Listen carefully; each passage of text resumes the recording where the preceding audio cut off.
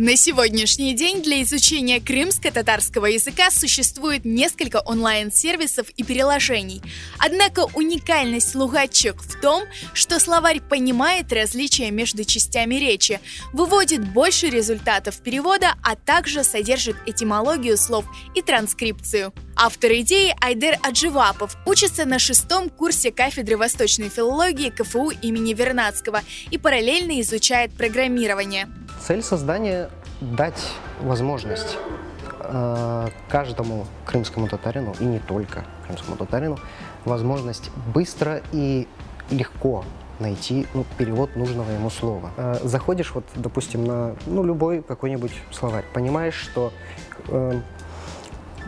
потребности в каких-то информационных инновациях в рамках крымско-татарской филологии, крымско-татарской культурологии, истории и так далее, да, эта потребность есть на сегодняшний день, потому что мы не можем всю жизнь следовать каким-то консервативным тенденциям, поэтому мы должны сейчас уже ориентироваться именно на такое, знаете, мультимедиа пространство.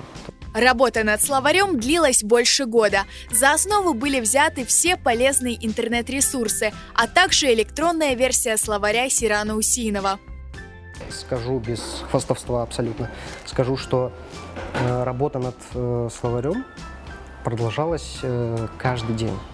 Почти каждый день, хоть по 15 минут в день, хоть свободное от работы время, но все равно работа продолжалась. И таким образом где-то 1,5 года примерно, да, чуть больше, чем 1,5 года ушло на то, чтобы довести словарь до сегодняшнего состояния.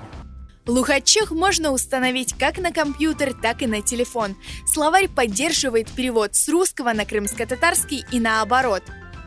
Самое главное, то, что человек, зашедший сегодня на сайт, зашедший в словарь и не нашедший нужное ему слово, завтра зайдет и обязательно его найдет, потому что завтра это слово будет добавлено.